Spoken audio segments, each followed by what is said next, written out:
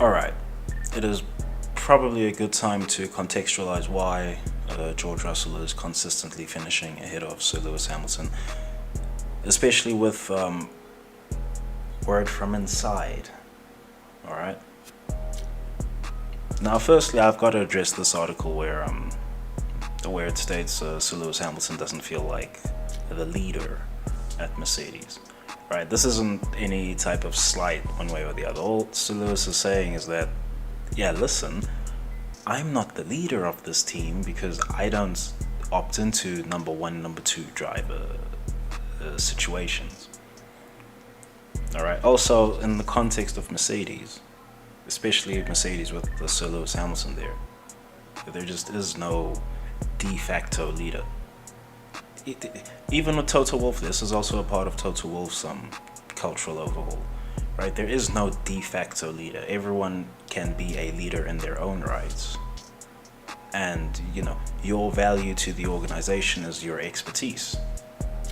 So when it's time for you to lead in regard to what your area of expertise is, you're gonna do so, and the team will listen to you. So anyway, let's get into the article. Well, firstly, I wouldn't say I'm the leader, says Sir Lewis Hamilton. George and I work equally hard together, I would say, to help drive the team and row just as hard as everyone else in the team. So everyone is working equally as hard as each other, so how can you really deem one person or another the leader, right, according to Sir Lewis Hamilton. Continued that. But through adversity and challenging times, you always learn more about yourself, how you deal with things, how you reflect on things, how you're able to turn negatives into positives. I wouldn't say I've learned particularly much more, so I will say past experiences have helped during this phase. And I would say to just reassuring the strength I know I have mentally. Also just reassuring us I still love my job.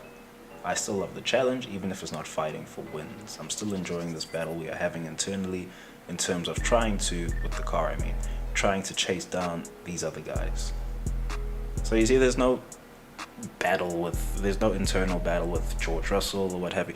This is why I said in my Mercedes versus the World video that they are presenting a united front. Right? It's not like there's two garages in the team. It's just one garage with two cars. So when Sir Lewis Hamilton, he says that he doesn't feel like the leader, I mean, really what he's doing is he's correcting the media on calling this or that driver the leader of the team. Because if you're in a Sir Lewis Hamilton team, it doesn't work that way. It's equal opportunity drive. Anyway, this is like the bulk of this article addressed. I mean, we could address what George Russell is saying. All he's saying really is that he's just mad inspired by seeing how Sir Lewis Hamilton and the Mercedes team are handling adversity, and he's blown away by the collective culture of the team. I mean, look, this is Mercedes, right? You don't get into Mercedes at any level without an incredibly high baseline of work ethic. That's just the way it is. Now, I'm not saying, you can get into like other F1 teams, being a scrub or something. I ain't saying that. Someone's gonna take it that way. I ain't saying that. But if you make it to Mercedes, yeah, you've probably got some of the highest work ethic in the sport. And you've got George Russell making note of this. Wow, everyone works so hard over here. And you've got Sir Lewis just saying, yeah, we're all working hard here. There isn't really, one guy who calls the shots or anything. We're all just trying to find solutions to the car. Now, of course, this doesn't address why George Russell is consistently finishing ahead of Sir Lewis. Well, we're going to get to that just now. A matter of fact, right now.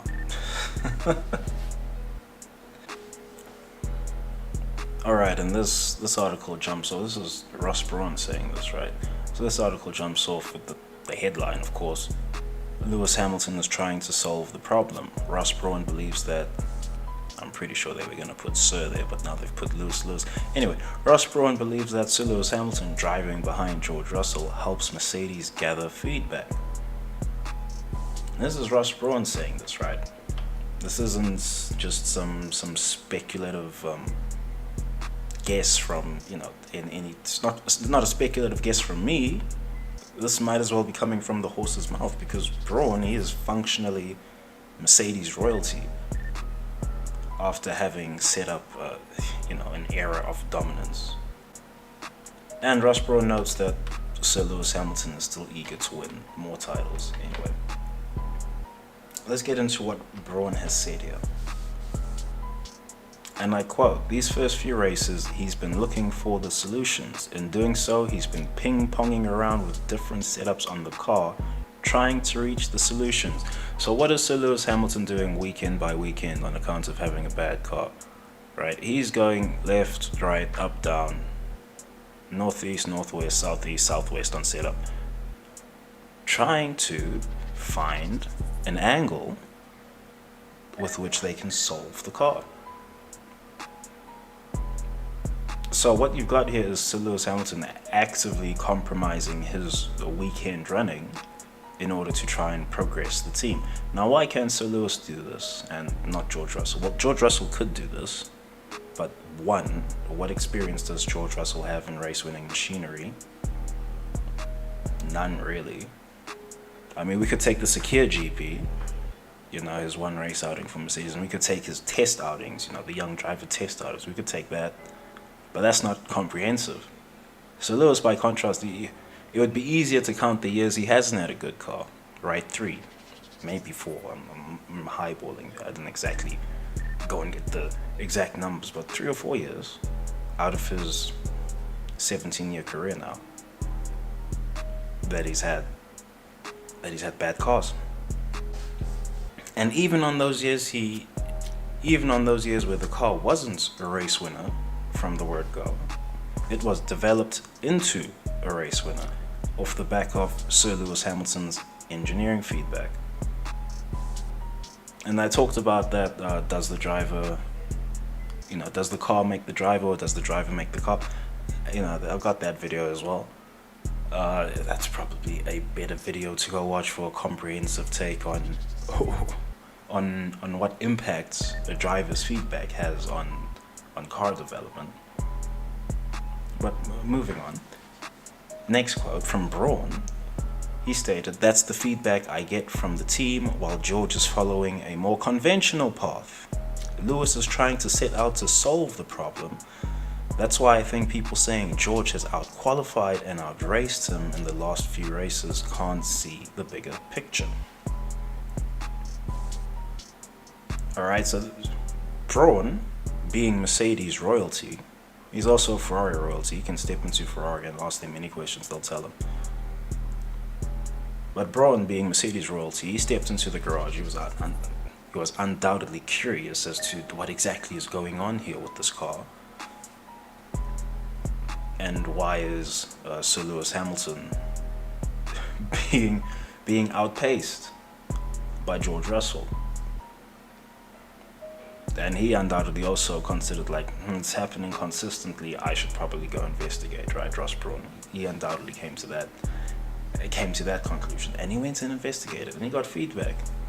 And George, being the newbie in Mercedes, he's being allowed to run conventional, well, I say being allowed to, he is running conventional weekends, because really, like I said, what does George know about race-winning machinery? He's been driving a Williams all these years. Doesn't know anything about race-winning machinery. Also, he doesn't know anything about driving at the sharp end of the grid, even close to the sharp end of the grid.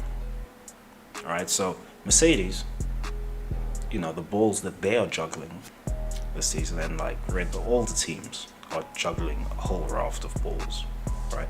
But the balls that Mercedes are juggling this season is, 1, you have to acclimatize George Russell. 2, you have to actually develop the car. And 3, you have to guarantee quality of engineering feedback for the development of that car.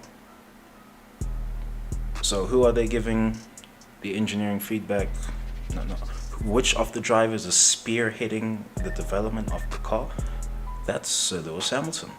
Why Sir Lewis Hamilton? Because he's got the proven track record of developing cars, exceptionally well. Otherwise, you don't win a Grand Prix for every season you've been competing in F1, right? That's just facts. That's just facts. And so Lewis, he is, well, it's probably easier to just drop a Mark Priestley story here, right? Mark Priestley, when he first met Sir Lewis Hamilton, right, this was 2006, I believe. He was in the McLaren garage, working on Kimi Raikkonen's car. And Sir Lewis, pre-rookie, Sir Lewis Hamilton, he comes into the garage, you know, he's of course wide-eyed, taking in the whole F1 apparatus around him. He's not touched the F1 cars yet. So he's wide-eyed, he's taking it in, drinking it in. He's also a shy guy, so he's not actually saying hi to Priestley. Priestley breaks the ice, says hi. And then Sir Lewis, he just unloads all of his curiosity. Oh, what does this do in the car? What does that do? No, what do all of these things do? Why are you, adjusting that? What does that do? And he asked him all these questions about the car, very technical questions. And so you can pretty much rubber stamp it that, yes, Sir Lewis, he has a lot of engineering knowledge, just secondhand engineering knowledge, on account of being so talkative with the mechanics, the engineers, and just being curious about the cars. Priestley, by the way, noted that, pre-rookie Sir Lewis Hamilton was more curious about the cars than the actual race drivers, which were Kimi Raikkonen and Juan Pablo Montoya at the time. He's more curious about how the car works than the guys who are actually driving the car.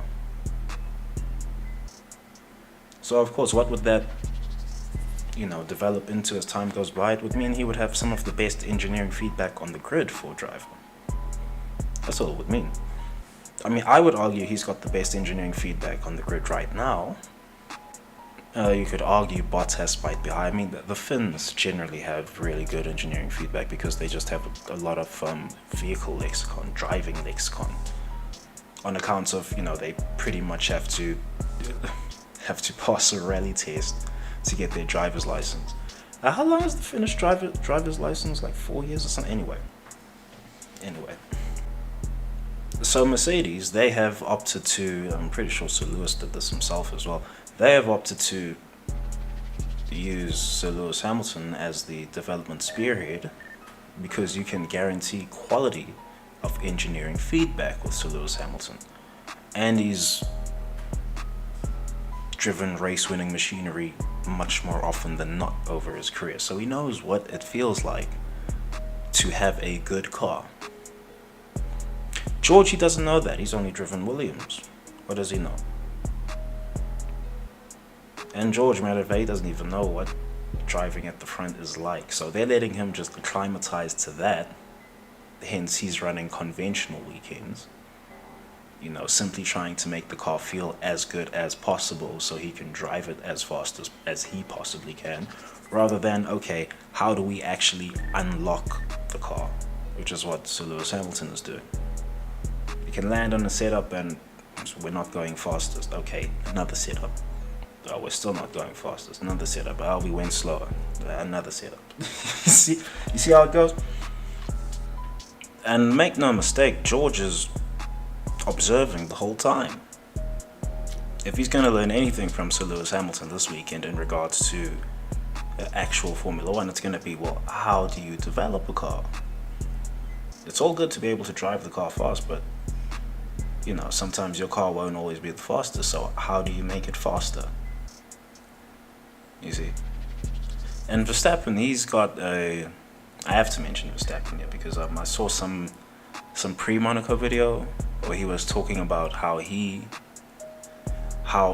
Daddy Verstappen taught him how to give engineering feedback, and that is, if they change the car and you don't feel any change in the car, you tell them, look, that you changed the car, I felt nothing. If you change the car and it goes bad, you don't convince yourself that I'll just drive around it. You tell them, yeah, you changed the car and now it's bad. You tell them all the time. And you don't mince your words with the engineers. Like, these are engineers, they can handle some roughshod some roughshod wording, right? I guess some people might disagree with me on that, but really, these are interesting. It's like chefs who've gone to the school of Gordon Ramsay's Hard Knocks or something. Like, they can handle some heat being thrown their way, right? They can handle being told, like, yeah, you made the car worse. They can handle that. So Brawn, he went into Mercedes, he asked these questions, of course, he got his answers. And most worthwhile to note, out of all of this, I mean, we would have come to these conclusions like as the season wore on anyway. Especially depending on when exactly Mercedes do solve their car. But the most important observation from Brawn is that amid all the glitz and the glamour, you still have a very determined racing driver. He's still supremely fit and capable. I'm pretty certain he wants to win that 8th championship, and if not this year, as looks likely, then next year. Alright, so Brawn, he doesn't actually think they'll fix the car this season. Whether that, we could argue, debate whether that's because of engineering expertise or whatever. It's probably just because of money. Like, they'll run out of money before they fix the car. That's all it will really be, because there's a budget cap. But if you were wondering if Sir Lewis had lost some of his hunger or determination or drive, it's far from the case. Matter of fact, according to his own words, it's the exact opposite. He's even more determined. And in him being more determined, you see him discard his race weekends, discard race results in order to get the most valuable data that he can for the team. I mean, we saw this in Australia. He's got that right height sensor on his car with the 2 kilogram apparatus and what have you. I mean, we could even expand on Australia, right? Why did the team tell him not to overtake George Russell there? Because they probably wanted data on what the car's ride height is doing when following another car. You see? Why is he doing that? Because he needs to get the team data. He doesn't need the points, Lewis. I've already mentioned this, right? He doesn't need the points. He doesn't need to be chasing podiums or whatever. He doesn't need that. So Lewis, he's only interested in, how do I get the next world championship at this team? And so in chasing that ambition, well, I'll mosh up, the race form. I'll mosh up the weekend just to get the team data. That's where Sir Lewis is at right now. Now, they're not letting George do that because George, he's got to acclimatize to everything. This is all new to George.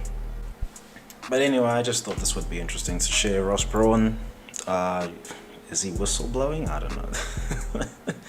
Ross Brawn making his own observations after asking questions. Like, he's royalty to Mercedes. He can go in there, ask any question, just like Ferrari. He can go into Ferrari, ask any question, and they'll tell him. And he'll be smart enough to know what you can and can't share. Right? He's not gonna just go and blur it out like, oh well, I looked at their aero maps and he posts a screenshot or something of, oh look, this is what all their aero is doing. Like, he's not gonna do that. I'm pretty sure he would be sued to hell and back if he did that anyway. But yeah, I just thought this would be an interesting piece of news to cover, as it were. And maybe, I don't know if anyone's partaking in such debates on the Webosphere, but maybe if you are, here you go, you got some ammunition for your debates on this F1 Webosphere in regards to what exactly is happening at Mercedes. Anyway, that's the vid. Peace.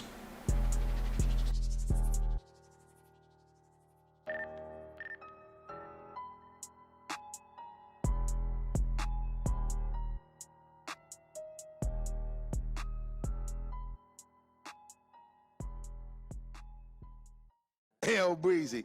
Let me show you how to keep the dice rolling when you're doing that thing over there. Hey, hey, Hey, let's go. Cause I'm feeling like I'm running and I'm feeling like I gotta get away, get away, get away. Better know that I don't and I won't ever stop. Cause you know I gotta win every day. Go. See, you really wanna pop me. Go. Just know that you will never flop me. And I know that I gotta be a little cocky. Go. You ain't never gonna stop me. Every time I come a nigga gotta set it, then I gotta go and then I gotta get it, then I gotta blow and then I gotta shut it. Any little thing a nigga think that he be doing, cause it doesn't matter, cause I'm gonna dead it. Then I'm gonna murder everything and anything about it. Boom, about a bing. I gotta do a lot of things to make it clearer to a couple niggas that I always win and then I gotta get it again and again and again. And I be doing it to death and now I move a little foul. Nigga better call a ref and everybody know my style. Niggas know that I'm the best when it comes to doing this and I be banging on my chest and I bang in the east and I banging in the west and I can't give you more and I will never give you less. You will hear it in the street and you can read it in the press. Do you really wanna know what's next? Let's go. See the way we on it and we all up in the race and you know we gotta go now try to keep up with the pace and we struggling and hustling and set it and I get it and we always gotta do it, take it to another place, gotta taste it and I gotta grab it and I gotta cut all through